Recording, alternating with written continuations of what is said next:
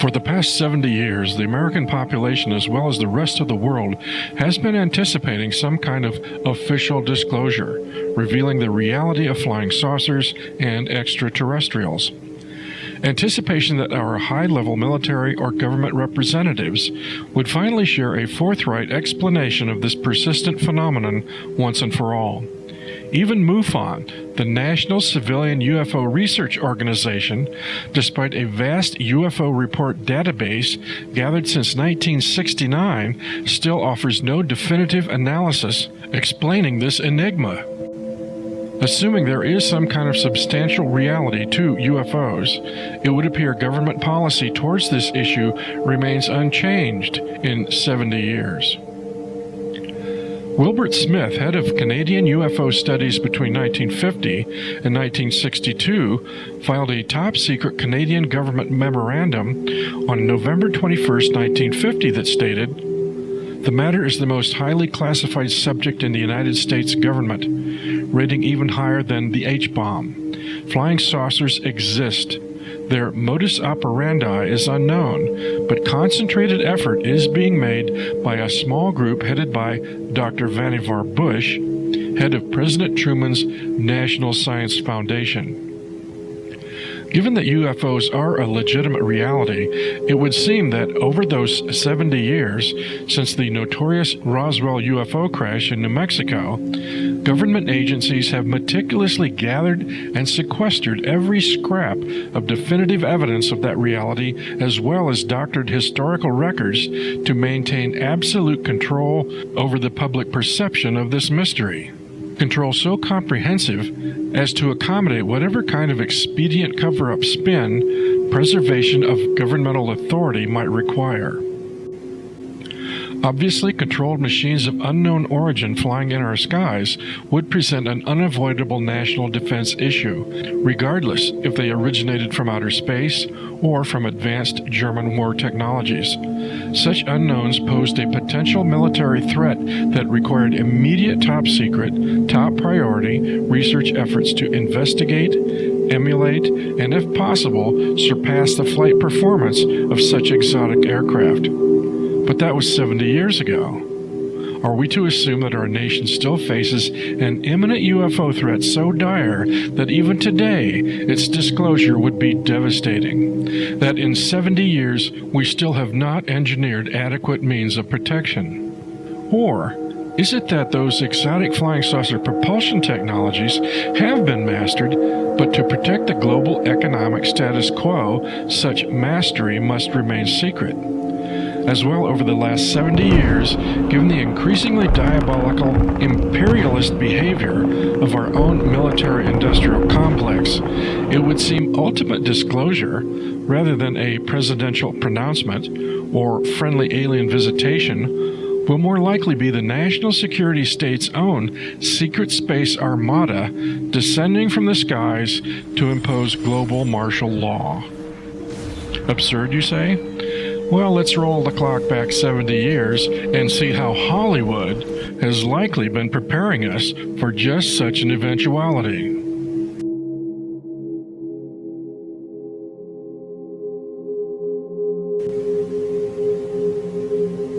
In 1947, Air Force General Nathan Twining assured President Truman that with regard to UFOs, military officials would be ruthlessly guarding their secrets while evaluating every new bit of information on flying saucers they received. But at the same time, they would allow disclosure of some of the most far-fetched information, whether true or not, because it would help create a climate of public attitude that would be able to accept the existence of extraterrestrial life without a general sense of panic. Very soon the film industry made good on General Twining's mandate to sell an extraterrestrial reality to the general public, a population that in the aftermath of World War II was largely ignorant and indifferent to the notion of extraterrestrials. As well, few Americans realized that Hollywood, the entertainment capital of the world, was also the propaganda capital of the world.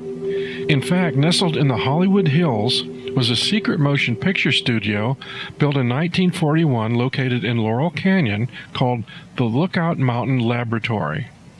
The installation was hidden from view and surrounded by an electrified fence. By 1947, the facility featured a fully operational movie studio. It was perhaps the world's only completely self-contained movie studio. With 100,000 square feet of floor space, the covert studio included sound stages, screening rooms, film processing labs, editing facilities, an animation department, and 17 climate-controlled film vaults. It also had underground parking, a helicopter pad, and a bomb shelter. Officially, the facility was run by the United States Air Force and did nothing more nefarious than process Atomic Energy Commission footage of nuclear bomb tests. There are indications that Lookout Mountain Laboratory had an advanced research and development department that was on the cutting edge of new film technologies such as 3D effects. And Hollywood luminaries like Jimmy Stewart, Ronald Reagan, Bing Crosby, Walt Disney, and Marilyn Monroe were given clearance to work at the facility on undisclosed projects, although there is no indication that any of them ever spoke of their work at the clandestine studio. However, it is no secret that the major film studios are subsidiaries of major corporations that constitute the very heart of the national security state, and the films produced by the industry promote worldview public relations propaganda that serves the national security state's interests. Conversely, the defense industries of the military-industrial complex still maintain their profitability thanks to Hollywood's steady drumbeat media campaign to sell limitless weapons for defending freedom and democracy. So to fulfill General Twining's 1947 mandate to start selling the idea of space aliens, Hollywood obediently obliged with a series of potboiler science fiction movies filled with flying saucers, rockets, and aliens that invaded the cinema throughout the 1950s. Movies hustling a UFO terror campaign aimed at stereotyping UFOs as a menacing threat to keep the public clamoring for more Defense Department protection. The same kind of PR tactic that had worked so successfully during all of World War II. Fundamental statecraft requires the existence of an accepted external menace, then, is essential to social cohesiveness as well as to the acceptance of political authority. The menace must be believable, it must be of a magnitude consistent with the complexity of the society threatened, and it must appear at least to affect the entire society. And we see those fundamental social engineering perceptions translated into Hollywood's science fiction movies as humanity is helpless, its technology is outclassed, it must submit to the guidance of an alien elite, a master race. With these propaganda themes in mind, let's re-examine just how Hollywood portrayed them in 1950s movies.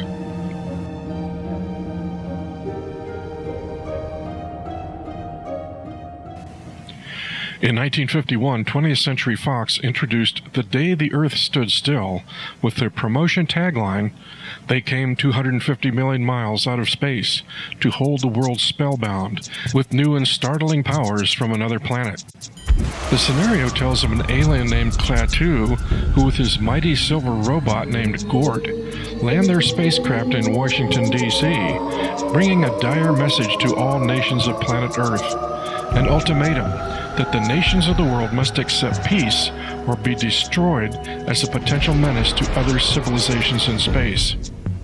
But not only is this film selling the superiority of extraterrestrials, it's selling the superiority of artificial intelligence.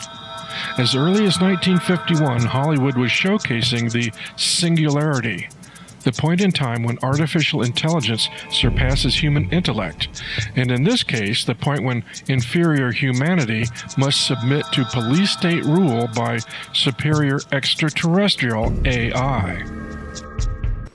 We created a race of robots. Their function is to patrol the planets in spaceships like this one and preserve the peace. In matters of aggression, we have given them absolute power over us. This power cannot be revoked. At the first sign of violence, they act automatically against the aggressor. The penalty for provoking their action is too terrible to risk. The result is we live in peace, without arms or armies, secure in the knowledge that we are free from aggression and war, free to pursue more profitable enterprises. We do not pretend to have achieved perfection, but we do have a system, and it works. I came here to give you these facts. It is no concern of ours how you run your own planet. But if you threaten to extend your violence, this Earth of yours will be reduced to a burned-out cinder. Your choice is simple. Join us and live in peace, or pursue your present course and face obliteration. We shall be waiting for your answer. The decision rests with you. From the outset, Hollywood has been selling a globalist agenda masked as science fiction, and certainly The Day the Earth Stood Still was the most explicit example.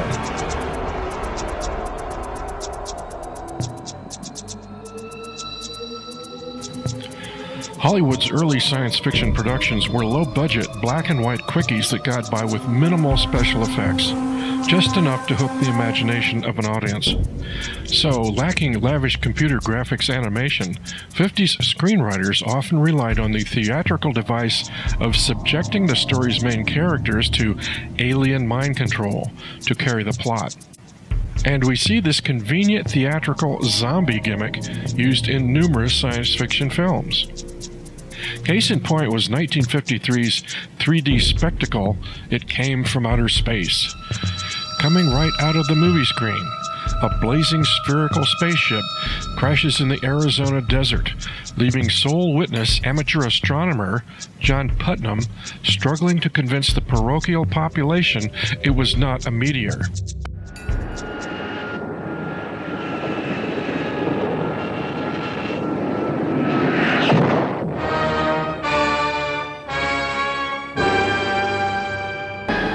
Yes, it came from outer space to fill the world with terror, to bring you unforgettable suspense. What was it? Where did it come from? Who were the all-powerful creatures it brought from outer space? And what did they want on Earth? Gradually, the alien ship's bizarre pilot, an ugly one-eyed octopus amoeba creature, reduces selected members of the townsfolk into controlled zombies to assist repairing his disabled ship. Not bent on conquest, this reasonably benign alien simply demonstrates to ignorant Earthlings creatures of superior intelligence also exist in outer space.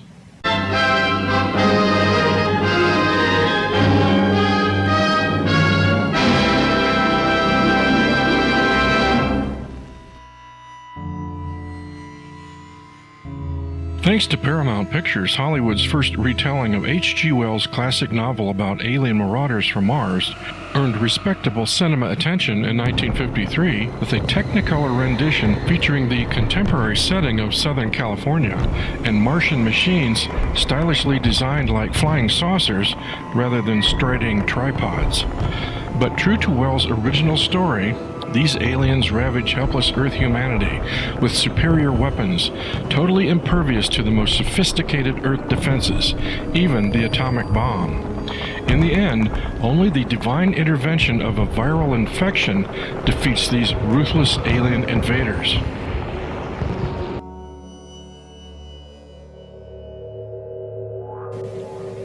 Universal Pictures followed War of the Worlds with a Technicolor space thriller of its own, This Island Earth, in 1955, an imaginative screen story that deserved better production values than it received.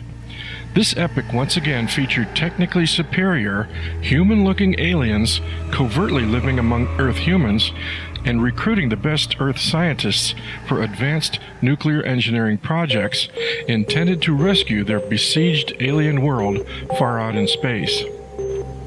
These aliens piloted a silvery saucer, able to snatch airplanes right out of the sky with an eerie green energy beam. But despite silly rubber-suited monsters menacing the film's heroine, this picture's overall concept was yet another engaging, provocative public relations gimmick selling the idea of superior space aliens.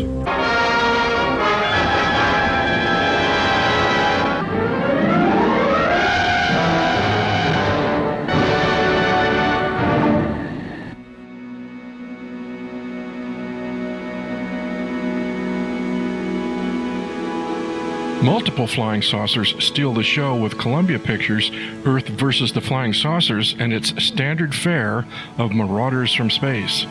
Once again, an armada of flying saucers descends upon hapless humanity. Only this time, intrepid Earth scientists win the day by devising field disruptor weapons capable of knocking the saucers out of the sky, but not before they ravage much of Washington, D.C. This film also employs the humans as alien mind control zombies trick once again. But that same year, 1956, Hollywood featured alien panspermia, reducing the whole human population to zombies with the film Invasion of the Body Snatchers. This tale features a small-town doctor who finds several of his patients suffering the paranoid delusion that their friends or relatives are imposters. He's initially skeptical, but when the doctor's investigations uncover a hideous truth that extraterrestrial seed pods are taking over all the local townsfolk, he becomes desperate to warn the world. Suddenly, while you're asleep, they'll absorb your minds, your memories. I don't want any part of it. You're forgetting something, Miles. What's that? You have no choice. In 1956, this film seemed a vague warning against communism, but today it serves even more dire relevance as a warning against microchip implants, transhumanism, and atmospheric chemical spraying. Just as the movie's promotion pitch declared, the nightmare that threatens the world. See, everyone! They're here already! You're next!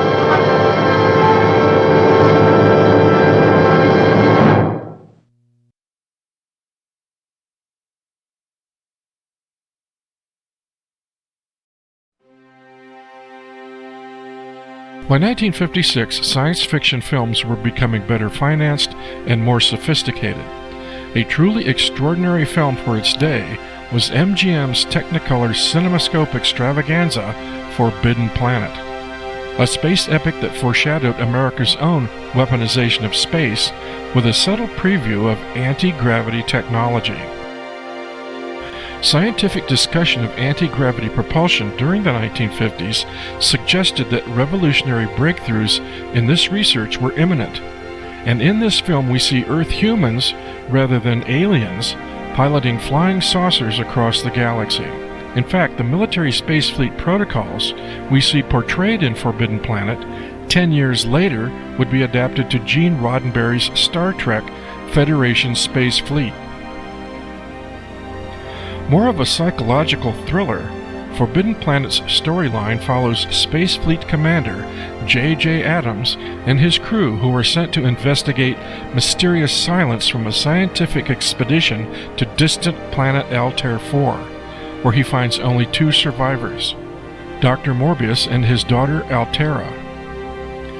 While marooned on Altair 4, Morbius has discovered remnants of an ancient civilization possessing extraordinary technologies beyond human understanding, deadly artificial intelligence technologies that consumed the very civilization that created it. Ultimately, Adams realizes Dr. Morbius has himself been seduced by the homicidal powers of the planet's lost civilization. But Forbidden Planet, aside from its corny 1950s romance subplot and lovable robot named Robbie, is also a profoundly sophisticated, cautionary tale about artificial intelligence, suggesting a haunting threat from what we now call the singularity, a nexus point in time when artificial intelligence surpasses human intelligence, a time when humanity may face extinction at the hands of its own technological creation. But Hollywood's brief flirtation with selling the idea of military anti-gravity propulsion began and ended with Forbidden Planet. Soon after, the Air Force demonstrated its own Avro disc flying saucer, a clumsy failure serving proof to the whole world that flying saucers can't fly. Officially, the anti-gravity topic has remained closed since 1961.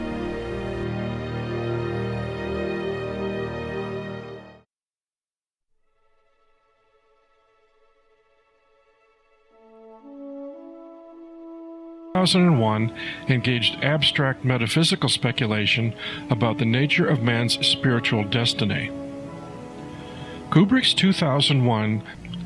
In 1968, Kubrick had already profoundly established in the public perception just how spaceflight should look, a visual precedent repeated in subsequent Apollo moon missions.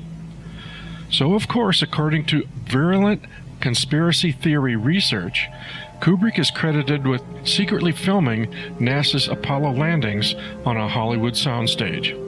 A notion that seems totally plausible considering the disastrous political climate sweeping America the year 2001: A Space Odyssey was originally released, the dangerously turbulent year 1968. The Pentagon was facing military defeat in Vietnam, anti-war and civil rights protest violence rocked cities across the country, forcing President Lyndon Johnson to withdraw from re-election. Martin Luther King and Bobby Kennedy were both murdered, and Richard Nixon, narrowly winning presidential election victory that year, desperately needed some kind of spectacular event to restore at least a shred of American prestige and dignity. Failure of Apollo 11's July 20th, 1969 mission was simply not an option. So real or not, the American public was served a spectacular moon landing success in 1969, perhaps the final tribute to America's lost innocence. But Stanley Kubrick's intelligence as arrogant and homicidal, with villainous talking computer Hal seeking total domination over his ship's inferior human crew. This mission is too important for me to allow you to jeopardize it. Following the film's story arc from ape men to astronauts, we see human evolution altered at key junctures by incomprehensible overlords manifesting as imposing black monoliths. Kubrick shows humanity's progression from a simple bone weapon tool to full codependency on machines that ultimately reduces man to near robotic status as astronauts locked in a sterile mechanical womb of a spaceship. Only by disabling homicidal computer Hal and exiting his spaceship does sole survivor David Bowman liberate himself from mechanical instrumentalities altogether and face the monolith overlord's next evolutionary alteration of human consciousness. Actually, Stanley Kubrick's Odyssey contains a diabolically clever inside joke, considering the flat ratio dimensions of his film's monolith obelisk are the same ratio dimensions as a motion picture screen, meaning that just as the ape tribe's consciousness was altered by staring at the monolith, so do images dancing on a motion picture screen alter the consciousness of the audience.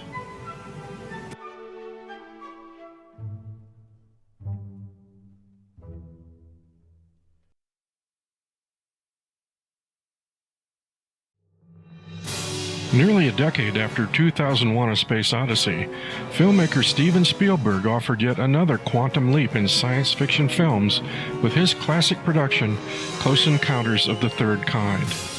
This film as well employed the special effects genius Douglas Trumbull, veteran of Kubrick's Odyssey, to provide the stunning UFO visuals. Close Encounters gained blockbuster status as one of the biggest moneymakers of all time, demonstrating that 40 years of Hollywood sci-fi propaganda had paid off by convincing nearly 80% of the population that extraterrestrials actually exist. Spielberg's scenario features the convergence of two parallel storylines. A group of research scientists from a variety of backgrounds are investigating strange paranormal phenomena around the world, while a pair of rural Indiana residents who share a nighttime UFO encounter follow a mysterious obsessive quest to Devil's Tower, Wyoming, where they discover those same globe-trotting scientists are preparing a top-secret extraterrestrial landing event. Once again, Close Encounters shows how technically outclassed humans are dazzled by extraterrestrial overlords, who in this film manifest as childlike gray aliens. But despite their cute Disney charm, Spielberg's Greys exhibit schizophrenic, amoral attitude extremes when dealing with humans, terrorizing a mother by literally tearing her child from her arms, then returning the boy like an unharmed lab rat days later, as if it were perfectly acceptable to do so. But perhaps these nearly intellectually incomprehensible alien overlords, who communicated with a simple 5-note musical sequence, did in fact regard humans as little more than lab rats. Of course, Spielberg's aliens, although bathed in angelic white light, bear an unmistakable resemblance to alleged extraterrestrials that over the following decade would gain popular mass media promotion as the Greys, small fetus-like creatures that would become inextricably linked to the notorious UFO abduction scenario. But despite media popularity of such extraterrestrials, Hollywood has been careful to conceal the fact that gray aliens also bear an uncanny resemblance to supernatural entities conjured up by Satanist Aleister Crowley. From January through March of 1918, noted British occultist Aleister Crowley began a series of sexual magic ceremonies in a New York City Central Park West apartment to intentionally open a portal of entry, allowing demonic entities passageway access to our Earth-world reality. Crowley was convinced that seeking contact with supernatural overlords offered the only salvation to the human race. My observation of the universe convinces me that there are beings of intelligence and power of a far higher quality than anything we can conceive of as human. That they are not necessarily based on the cerebral and nervous structures that we know, and that the one and only chance for mankind to advance as a whole is for individuals to make contact with such beings. The drawing of Crowley's hyperdimensional overlord bears a striking resemblance to what has become commonly referred to as the gray aliens, slight-bodied, big-headed, large dark-eyed mannequin creatures that bear an uncanny resemblance to reported UFO entities popularized during the 1980s thanks to Whitley Strieber's best-selling book Communion, as well as Spielberg's Close Encounters, and a host of Hollywood alien movies that would follow. And of course, it's common knowledge that within the entertainment industry, Aleister Crowley is highly regarded as a cult hero. And the use of technology and the occult to open dimensional portals for hyperdimensional entities to access our Earth reality is yet another popular Hollywood theme in movies like Ghostbusters, The Avengers, and Doctor Strange.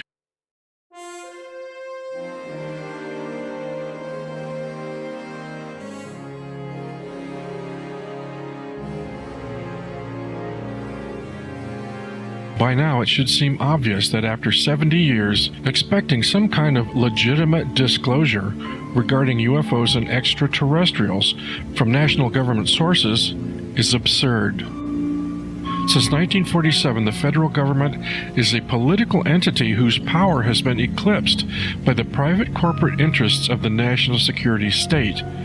And conversely, the corporate infrastructure of the national security state owns and operates Hollywood.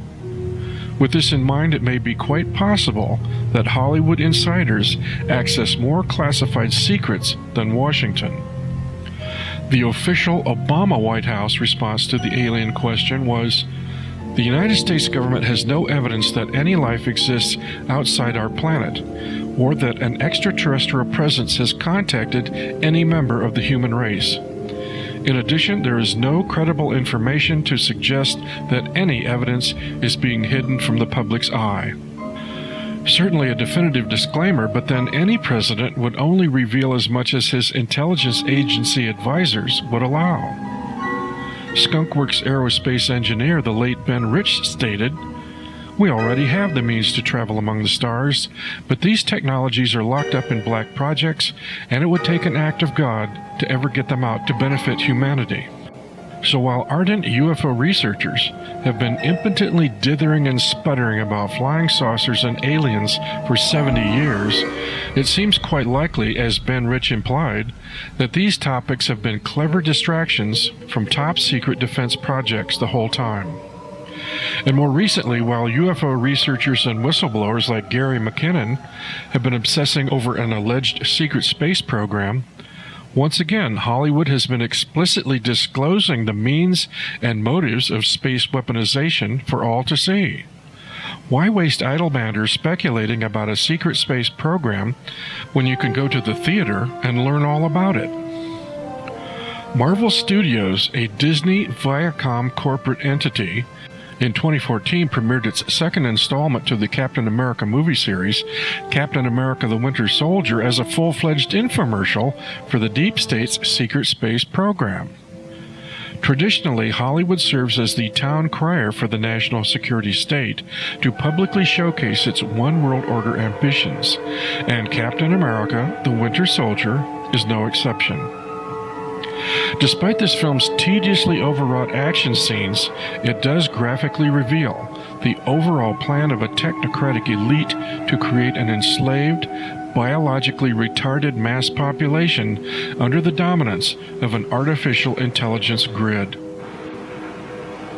Intrepid superhero Steve Rogers is pitted against the launch of space battleships, bent on full-spectrum dominance, bristling with beam weapon cannons and propelled with anti-gravity engines, the work of Iron Man Tony Stark's genius father, Howard Stark, a fictional remake of Howard Hughes and his corporate defense industry empire. Segments of this film could easily have been pulled directly from the whistleblower testimony of former Navy engineer William Tompkins, who in 2016 confided, "I was assigned to design for the Navy about 16 to 18 different classes of United States Navy battle group ships. These ships fly in space. I designed United States Navy spacecraft carriers, which finally got built back in the late 70s up in Utah underneath the ground." And the Captain America movie shows spaceships constructed in underground bunkers powered by anti-gravity propulsion advanced from top-secret World War II Nazi engineering projects, just as Tompkins stated. Upon viewing these ominous warships, hero Steve Rogers understandably questions whether such weapons are intended for defense or domination. The same questions we're asking about the secret space program right now.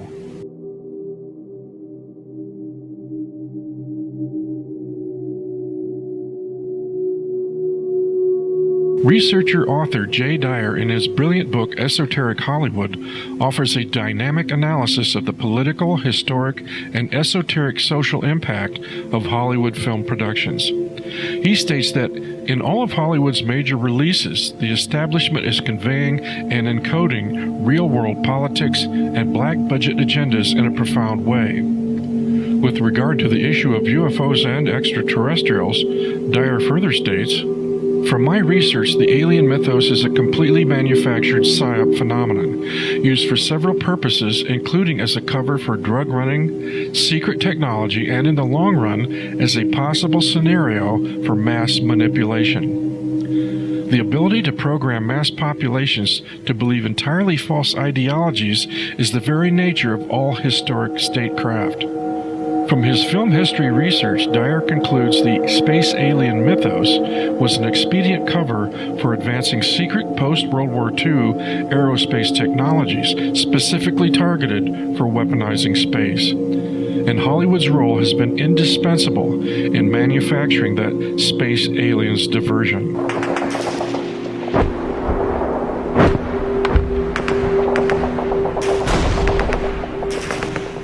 Eyes wide shut means we see, yet we do not comprehend.